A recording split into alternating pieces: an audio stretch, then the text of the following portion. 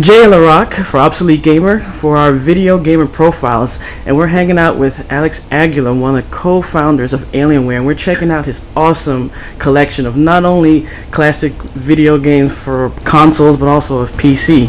So if you think you're a collector, then I guess one of the things you gotta do is take a look at this and see how it matches up. So can you tell us a little bit about your collection? Yeah, sure, Jay. I'd be happy to. Well, you know, I tend to collect systems that are kind of near and dear to my heart and stuff that I really enjoyed when I was younger. And I've really never stopped collecting since pretty much the early 80s, late 70s. So if I just want to take you around here, I have different shelves, and you'll see consoles like this middle shelf here is the Atari 2600. I own hundreds and hundreds and hundreds of games. Some of them in sealed condition, some of them in complete in box with manuals, a lot of loose cards, a lot of really, really rare stuff. I have really a really cool Atari 2600 collection, and I would have to say that's probably my first love, because it was my first system, and it's the one that really kind of turned me on to video gaming, and I was just so fascinated with it. I remember the summer that I got it, I didn't stop playing it. I didn't go out that summer, which was pretty wild. And then my second favorite, I guess we'll go just in order of my favorites. Okay. My second favorite is the Commodore 64. I mean, that wasn't just my first computer. It was really incredible. And I own a lot of the rare software, and it's in complete in box and in manual condition. And, you know, if you remember the old SSI titles that, you know, come with all the rule books and all the different code wheels and everything, all of it's kind of intact and ready to go. That's a ColecoVision. Up there is the 3DO. That is awesome. This is Intellivision. I got a lot of really cool rare stuff there too, and really neat stuff. We could spend a whole day on the Intellivision stuff and how I acquired it. It's pretty neat. And this is my Sega Genesis collection. And this collection here, unlike the other collections where I've had to kind of go out and maybe get it on eBay or Amazon or maybe with other collectors and kind of network in that, the Sega collection is pretty organic. This is stuff that I gathered around town, going to the Goodwills and the Electronics Boutique when they used to sell the cartridges by themselves in a bin. EB. Yeah. So I used to buy them, you know, one at a time, two at a time, and it just kind of built up over the years. And I've got a pretty killer collection. That's my Nintendo collection down there, and it's got my Super Nintendo and NES carts. Don't have a lot of Super Nintendo. I love the system. I had a love affair with Donkey Kong Country too. Donkey Kong Country, loved that game, but it was also in the golden age of the PC game. So I played a lot more PC than I did SNES back then, so I don't have a huge collection. Yeah, there was so much at the time, so it's like, what do I play? Yeah, it was incredible. Let me show you up there. That's pretty neat. Let's go back to Atari a second. Those are sealed systems. I have a sealed Atari system from the early 80s, never opened, and I also have a Sears arcade system, which those are pretty cool. I actually posted on Atari Age, which is one of my favorite forums, hey, you know, I'm thinking of opening it. And they wanted to kind of run me out of town. They said, "You're crazy, man." Yeah, they were willing to send me a unit if I didn't have one to play on. I said, "No, okay, I've gotten my senses back, and I won't open it because I really didn't pay a lot for those. I kind of got those when nobody really cared too much about them." Here's my PC collection. Now, I have a story for just about every single game in there, and you know, I'm really, the flight sims, the early flight sims like Red Baron and the Aces series and Secret Weapons of the Luftwaffe and Falcon, those are really where I really just chomped at the bit to play video games. It was just a great experience to play those. And I have a lot of the role-playing games and computer role-playing games that I enjoyed so much back in the day. So what you see here in PC is not really too much modern stuff. I got some of it mixed in that's from this decade, but a lot of that you see there is just from that, you know, the early 90s, mid 90s, that really cool era of video game collecting.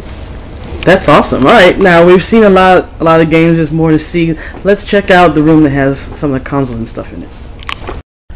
Okay, if you want to talk about someone that is seriously into gaming, I mean, when you're able to build a collection of consoles and all types of hardware in what is in effect a shower, you know that is hardcore. I mean, you show me anyone that has anything like that and I'll be truly amazed. Can you tell us a little bit about this collection? Well, this is in my video game office, and I argued with my wife for 2 years that nobody ever uses a shower and nobody barely even uses his restroom, and I really would love to put like removable shelves and so I can have access to my hardware. And I finally wore her down and she said okay this year, so I kind of got my hardware out of my bins. But what you see here is you'll see a huge collection of Atari 2600s, let's say in the middle here. These are units that I either rescued at a Goodwill or maybe got through some sort of trade or whatever and brought it back to life. I love refurbishing them and making sure they work again. It's a really kind of like a little pet hobby of mine to do that on the side. And I got Nintendos, which are the toasters. These things are like notorious for failing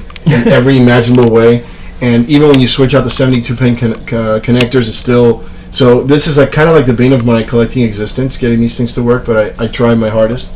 And I got Sega Genesis, man. I got an entire rows of Sega Genesis stuff up there, and those all work, man. I got those things are rock solid. They hardly ever need anything, and they just kind of work right. Yeah, that was a truly solid system. It's just a great system, man. There's no doubt about that. This is my clone collection. I am addicted to clones for some reason. Every time a clone comes out, I love grabbing it. I love messing with it. I love trying it out.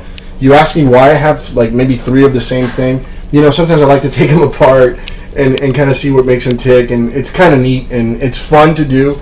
It kind of reconnects me with those old games, and there's nothing cooler than being able to buy a brand new piece of equipment for $40 and playing all your old games on it. I just think that's the coolest thing in the world. And I got some neat stuff here. I'll show you this is like a portable Sega Genesis. That's really neat. This is something you can get now, you know, on eBay or Amazon, and it plays the games great. I got examples of the NES that do the same thing, and I even have handhelds back from the 70s and 80s. I have a nice big collection of handhelds and all sorts of things. And yeah, those handhelds are classic, and it goes even farther back than like Tiger. Everyone thinks Tiger, that's it, but it's they go way back. And even Dark Tower, that was a really cool Milton Bradley game. I don't have the box for it. I have the box upstairs, but I'll show you some of that upstairs later. But that's a Vectrex. Those are really neat. That's the first system or the only system really that allowed you to play vector graphic games like Asteroids and things like that of that type. They didn't actually have Asteroid for the system, but Asteroids and Tempest, those are the most popular vector games that people remember in Battlezone. Well, those type of games you were able to play on the Vectrex, and it looks awesome. I mean, that's just a great system, and you won't see that too often nowadays. That is truly an awesome collection, but there's a little bit more than just this, and we'll see that in just a moment. Okay, if somebody wants to build a game room, maybe they can take a look at this. Not only have we seen already the consoles and we've seen the software, but there's actual arcade cabinets, pinball machines, and of course air hockey. So we're chilling in the game room, and this is just incredible. Over here we have a main arcade cabinet. And how many games did you say you had for this one? Well, I mean, usually MAME comes with you can have about 5,000 or 6,000 ROMs at work, but I haven't kept up with MAME for a while. So I got a lot of different, games in there, and it's a lot of fun to create your own MAME cabinet. We kind of had to build this one. We ordered it, and then we put it together ourselves, which is kind of cool. It's not built from scratch like a lot of the stuff you see, but still, it was really neat. Cool. Then pinballs, which there's a lot of times that I've seen when I've talked to people, there are people that say, oh, they love pinball machines, but then they don't like arcade games. But and honestly, I think it's great either way. I mean, pinball is just awesome. And a lot of times in arcades, you don't even see too many pinball machines in arcades before. But why Lord of the Rings and Pirates of the Caribbean? Well, I want to comment first on what you said, which is pretty interesting. As far as gaming, it's electronic gaming. That's really where I kind of draw the line. I know some people just want to focus completely on video games in their collections, but I like electronic games. As you saw downstairs, I have handhelds, and I got the Dark Tower game from Milton Bradley and all those classic games. So to me, a pinball is it takes some physical skill, but just like any really video game, and there's a lot of electronics involved, obviously, and to me, it's an electronic game. The reason for these two is they really just are really two of the baddest pinball machines. Just enjoy playing them when I played them in arcades, and I think it's a lot of fun. Pirates of the Caribbean's a lot of fun when the ship comes up and you're fighting the Kraken. And, I don't have to sell Lord of the Rings, for goodness sakes.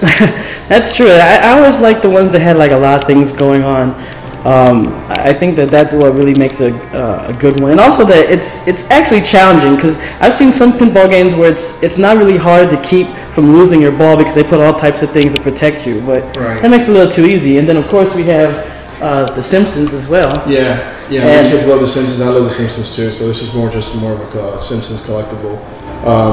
I used to collect for the last 20 years. I've gotten arcade machines and kind of like refurbished them and fixed them up and sold them again and whatnot.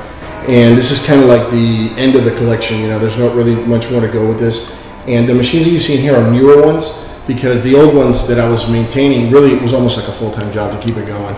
You know, I had to fix the boards or controllers on it, the monitors go out, and when the monitors start going out, you start messing around with monitors, I mean, you're taking your life into your own hands.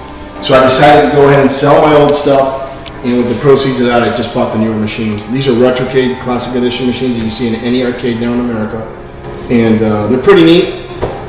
Because they're easy to work on, and if a board goes down, it's as simple as just shipping it somewhere and getting it fixed. It's no big deal.